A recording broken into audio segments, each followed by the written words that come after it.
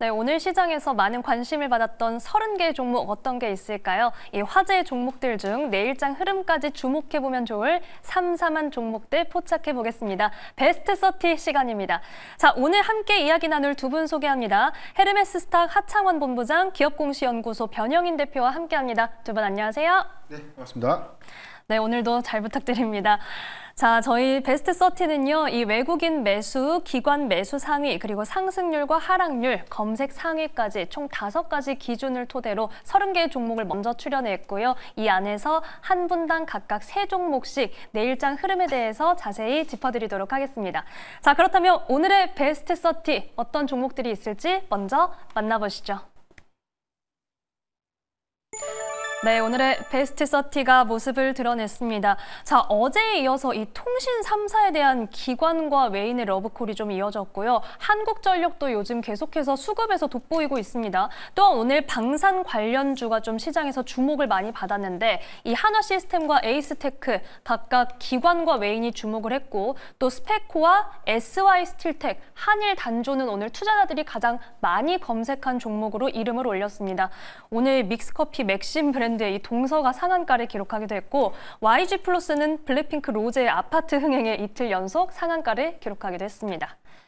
자, 이렇게 오늘 시장에서 관심받은 종목들 살펴봤는데 이 안에서 어디에 주목해 주셨을지 먼저 하창원 본부장님의 첫 번째 종목 들어볼게요. 저희 어떤 종목 살펴볼까요? 네, 저는 한국전력 했습니다. 네. 일단 한국전력이 말씀해 주신 것처럼 수급적인 기조가 상당히 좀 뛰어난 상황인데요.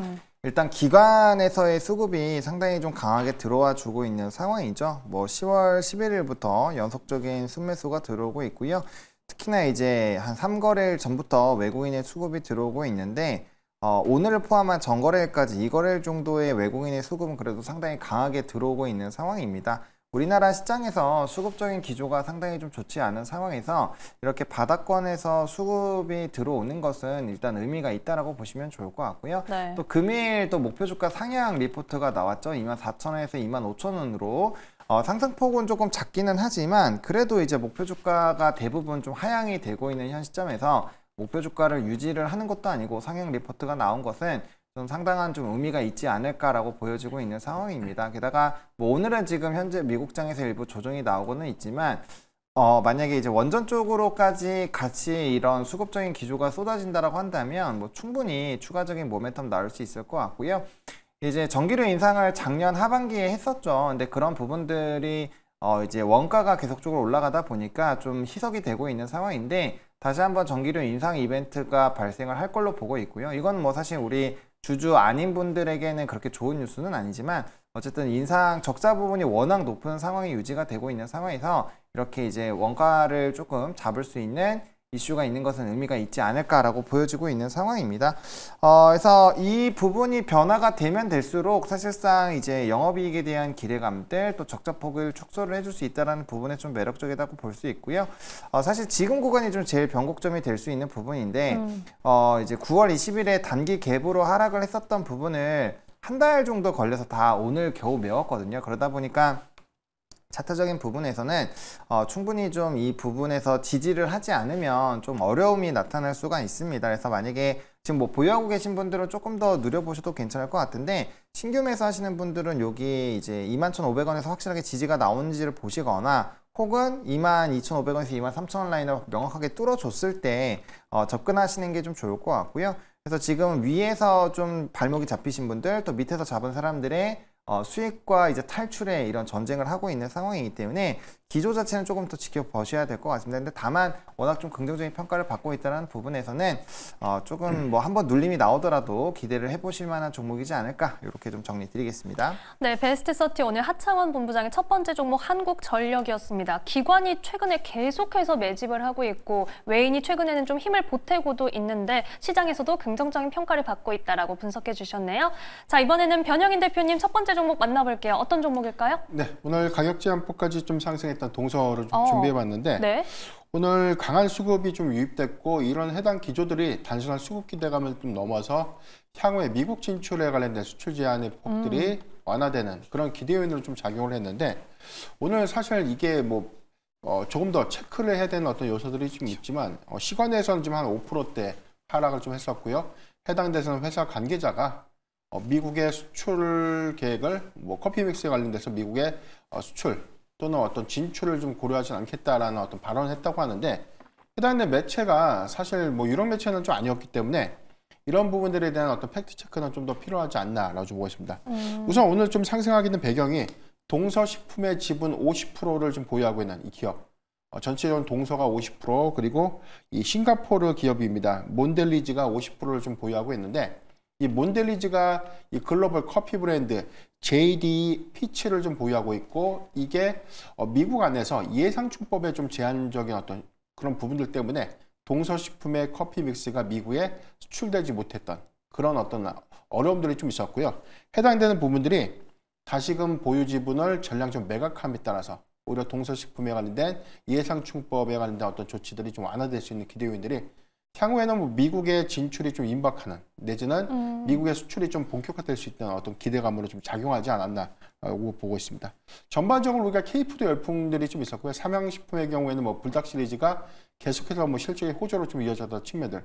여기 더해서는 뭐 동서식품의 이 커피 믹스, 이 맥심의 어떤 커피 믹스 자체도 사실 외국인들한테 굉장히 좀 인기를 좀 끌고 있었기 때문에 해당되는 어떤 수급 기대감 내지는 수출 호조에 관련된 어떤 실적 기대 요인들이 좀 남아있었던 이런 부분들이 오늘 강하게 수급으로 좀 이어지지 않았나라고 좀 보고 있는데, 전체적인 어떤 사항들 좀 고려를 해보면 사실 오늘 모 매체가 발표했던 이 보도자료, 이 부분은 사실 저는 뭐 노이즈 이슈일 가능성이 좀 높다라고 좀 볼 수 있겠고요. 네.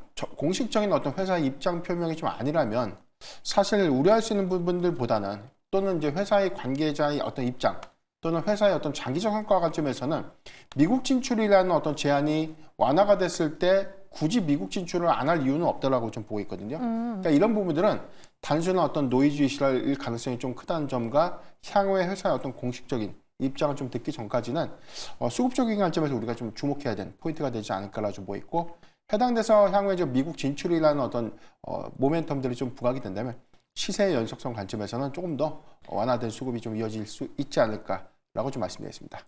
네, 오늘 동서가 정규장에서 굉장한 강세를 보였다가 이 시간 외에서 좀 탄력이 많이 떨어지면서 좀 궁금하셨던 분들이 많이 계실 것 같은데요. 이와 관련한 이슈 자세히 짚어주셨습니다. 변영인 대표의 첫 번째 종목으로 동서 살펴봤습니다. 자, 그렇다면 역시 대응전략 한마디씩 들어볼 순서입니다. 먼저 하창원 본부장님, 한국전력 한마디 해주신다면요?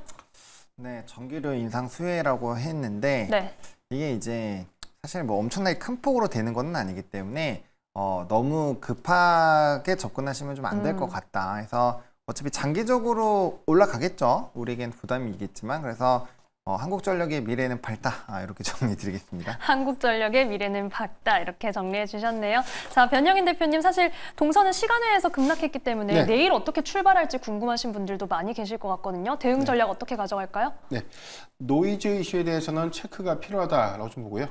가장 중요한 부분은 해외 진출 여부인데 긍정적인 모멘텀이 될 것이라고 정리를 해드리겠습니다.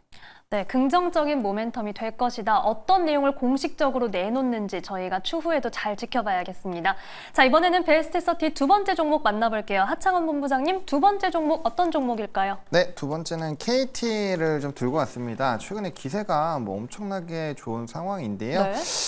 일단은 뭐 해당 종목도 지금 통신사 사이에서는 뭐 상당히 이제 기대가 되고 있고, 오히려 이제 토픽으로 좀 꼽히는 경우가 상당히 많은 상황이죠. 아무래도 이제 가입자 수라든지 뭐 보급률이라든지 뭐 판매 가격이라든지 이런 부분들이 상당히 좀 매력적으로 평가를 받고 있는 상황이고요. 일단 충당금 부분들을 좀 일부 많이 설정을 해놨었는데 뭐 그 부분이 좀 지나가다 보니까 일회성 비용도 좀 지나간다라는 평가를 받고 있는 상황이고요. 그다음에 이제 뭐 KT 클라우드라든지 뭐 KT STH 같은 경우도 뭐 성장성이 좀 기대가 되고 있는 상황이고, 또 특히나 이제 AI 관련해서의 이런 KT 그룹에서의 이미지가 지금 상당히 좀 뜨고 있는 상황이기 때문에 이런 복합적인 부분을 본다라고 한다면 뭐 상당히 모멘텀을 좀 가지고 있다라고 보시면 좋을 것 같습니다. 게다가 지금 AI가 묻어 있는 상황이기 때문에 특히나 이제 뭐 HBM이나 이런 AI 쪽에서 우리가 뭐 GPT라든지 이런 쪽으로 활용할 수 있는 쪽으로 연결성이 있는 쪽은 시장에서 가장 핵심 코어다라고 보시면 될 것 같고, 뭐 B100이라든지 이번에 이름이 바뀌긴 했습니다만 B300 관련된 부분에서도 어쨌든 이벤트가 또 추가적으로 반대 수혜를 받을 수가 있는 상황이거든요. 그리고 시장이 조금 부정적인 상황이 유지가 되다 보니까 이런 통신적인 방어주들의 성격이 또 굉장히 매력도가 높아지고 있는 상황이고, 무엇보다 이제 배당 매력도가 상당히 좀 있는 상황입니다. 이게 주주 환원 정책에 대한 얘기가 계속적으로 나와주고 있는 상황인데, 네. 사실상 뭐 SK텔레콤이나 이런 기타 부분에서는 상당히 많은 주주 환원 정책을 했고, 또 외국인 지분율이라든지 이런 부분에서 좀 부담이 되는 부분이거든요.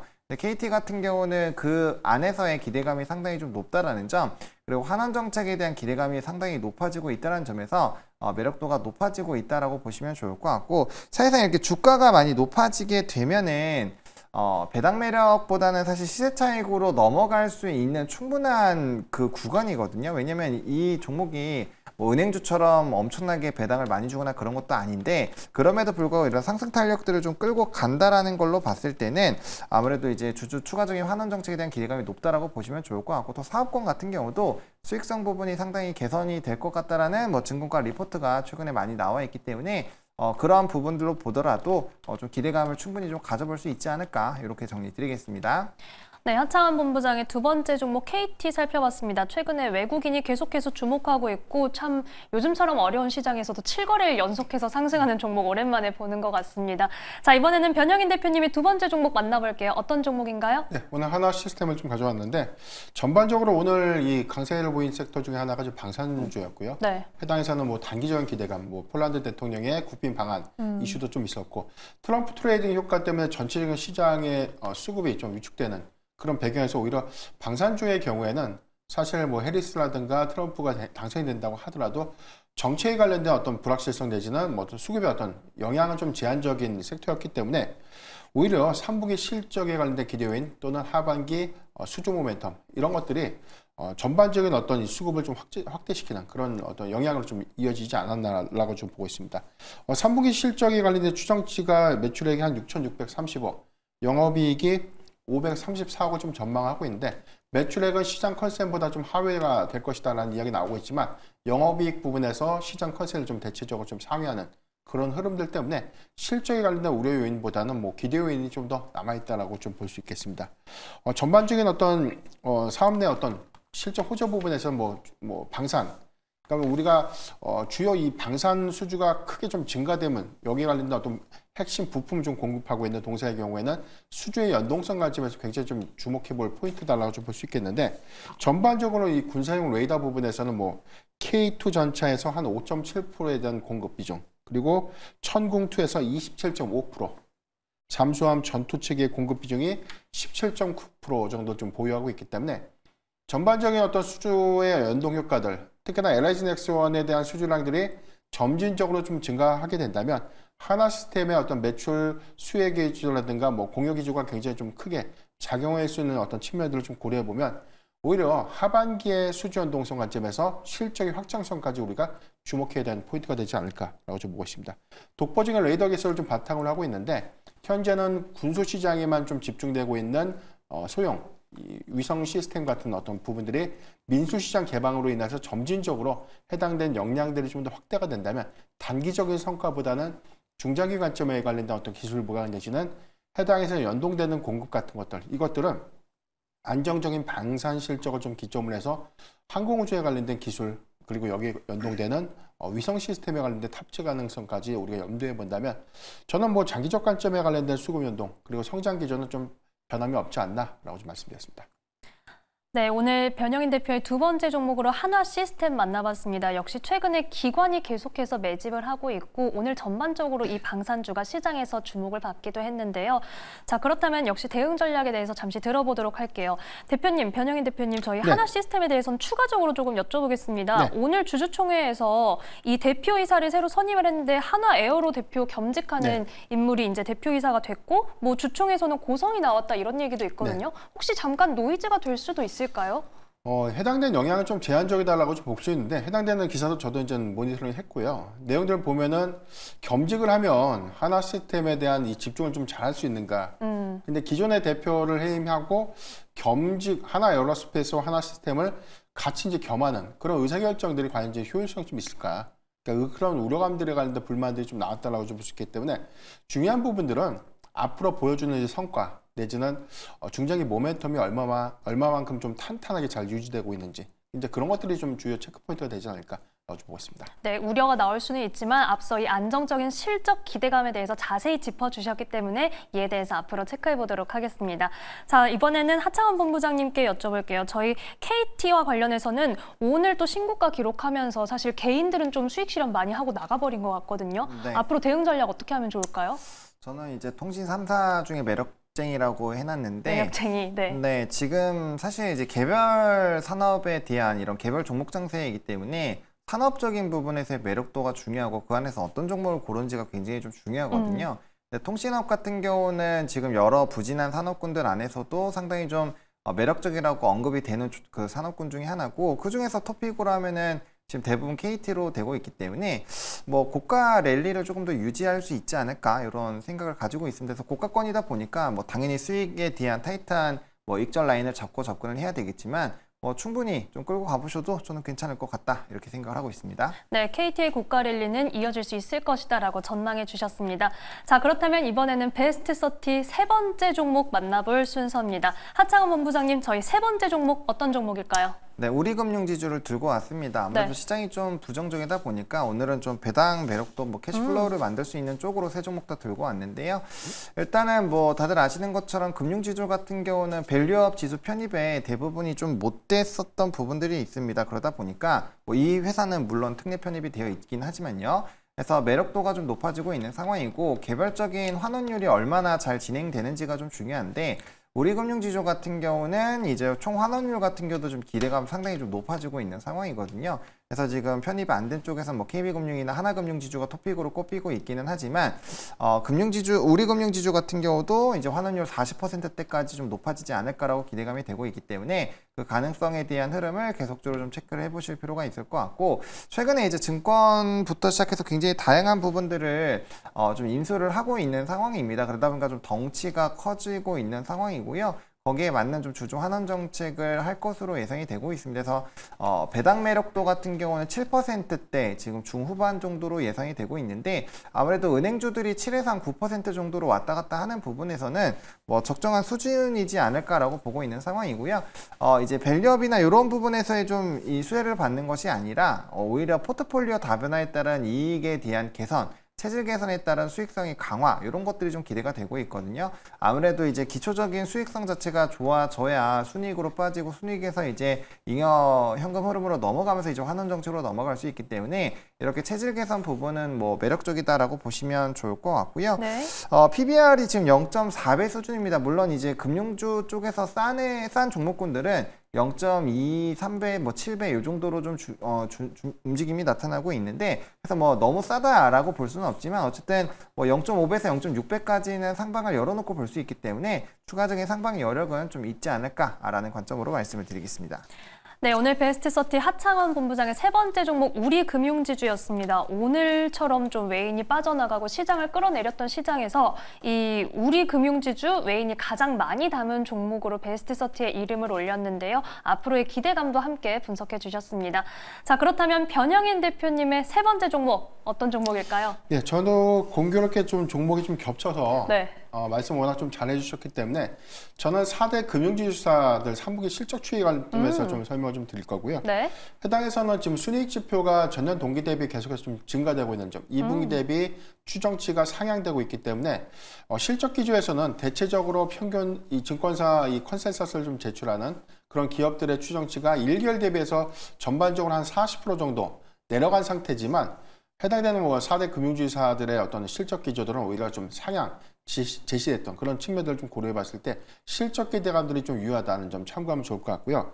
여기서 이제 가장 크게 상반기에 좀 리스크 요인으로 좀 부각됐던 홍콩 ELS 부분이 최근에 홍콩 증시가 다시 상승함에 따른 어떤 리스크는 좀 대체적으로 좀 해소했다라고 좀 보는 게 좀 맞을 것 같고, 네. 그 이전에 이 부동산 PF 관련된 이슈가 지속적으로 좀 부각됐던 그런 부분들, 이 부분은 충당금이라는 설정 부분에 대한 비율이 2분기 때까지만 해도 어느 정도 부담 요인으로 좀 작용을 했지만 3분기에 해당되는 충당금 설정 비율이 좀 낮아졌다는 측면들. 우리금융지주의 경우에는 전체 이 4대 금융지주사들의 전체 충당금 한 1조 3천억이라고 보면 네. 가장 낮습니다. 75억이 좀 불과하기 때문에 해당되는 어떤 장기적인 리스크에서도 우리 금융주주가 좀 다만 좀 양호한 어떤 지표로 좀 이어지지 않을까라 좀 볼 수 있겠습니다. 더 이제 중요한 포인트는 실적 기조에서 4대 금융주사들 대비해서 순이익 지표가 소폭 좀 감소될 것이다라는 전망들이 좀 나오고 있던 부분들은 장사를 잘 못해서가 아니라 2분기의 실적 기조 효과, 즉 2분기가 일시적인 이익 반영치가 좀 더 컸기 때문에 분기 대비해서는 오히려 높아진 추정치 때문에 낮아진 효과가 좀 있지만 전체적인 어떤 기조에 관련된 일회성 어떤 이익 부분을 제거하고 본다면 성장 추이를 좀 이어가고 있다는 점, 이 부분과 전체적인 어떤 이 밸류업 지수에 관련된 수정 검토 부분들은 금융주주사들의 대체적인 편입 기대 내지는 향후에 구체해야 될 밸류업 공시에 관련된 어떤 주주 환원 정책 이런 것들과 맞물린다면 수급적인 이점들은 조금 더 완화되거나 확대 유입될 수 있는 가능성을 좀 주목해 볼 필요가 있지 않나라고 좀 말씀드리겠습니다. 네, 오늘 변영인 대표님의 세 번째 종목도 우리 금융지주였고요. 이를 비롯해서 전반적으로 금융주에 대한 이야기 함께 들을 수 있었습니다. 자, 사실 뭐 최근에 시장이 워낙 수급이 좀 양호하지 않고 그래도 그 안에서 금융주들이 선방을 해주고 있기 때문에 투자자분들 많이 궁금하실 것 같은데요. 우리 금융지주 비롯해서 금융주 대응 전략 들어보겠습니다. 먼저 하창원 본부장님 한마디 부탁드립니다. 대응 전략은 크게 두 개로 보시면 될 것 같은데 네. 배당을 받고 끝을 낼 건지 아니면 배당 플러스 시세 차익을 좀 볼 건지 요거를 좀 노려보셔야 되는데 네. 사실 후자가 단기적인 관점이고요. 전자가 중장기적인 관점입니다. 그래서 지금 사실 주가가 많이 올라온 상황입니다. 그래서 단기적으로 보시려는 분들은 뭐 연말 전까지 좀 대응을 한다라는 관점으로 보시면 좋을 것 같고 사실 배당을 받는 관점으로 가시면 뭐 저는 1년, 2년은 추천드리지 않습니다. 왜냐면 이제 배당도 복리로 작용을 해야 되고요. 아시다시피 배당 딱 나오자마자 매도를 하게 되면 오히려 15.4% 세금 때문에 더 많이 빠집니다. 그래서 그런 것들을 다 감안하신다라고 한다면 물론 이제 빠지고 한 반달 정도 지나면 다시 올라오겠지만 어쨌든 그런 부분들 다 감안하더라도 좀 복리화를 누렸으면 좋겠고요. 대부분의 금융주들이 좀 비슷하거든요. 뭐 일부 종목마다 이제 순이익이 좀 좋은 쪽들 혹은 PBR 수준이 낮은 것들이 뭐 증권주나 은행주 모두 다 토픽으로 좀 꼽히게 되는 상황인데 결과적으로 중요한 거는 이제 이 제도권 안에서 있고 정부의 규제가 상당히 강한 그런 산업군이다 보니까 정부의 정책이 가장 좀 중요하지 않을까라고 생각합니다. 그래서 거기에 흐름을 계속적으로 같이 타는지만 좀 잘 체크를 해보시면 좋을 것 같습니다. 네, 금융주와 관련해서 이 우리 금융지주 배당이냐, 배당과 차익을 함께 노리냐, 그리고 본인의 투자 성향에 따라서 이 대응 전략을 달리할 수 있음을 말씀드렸습니다.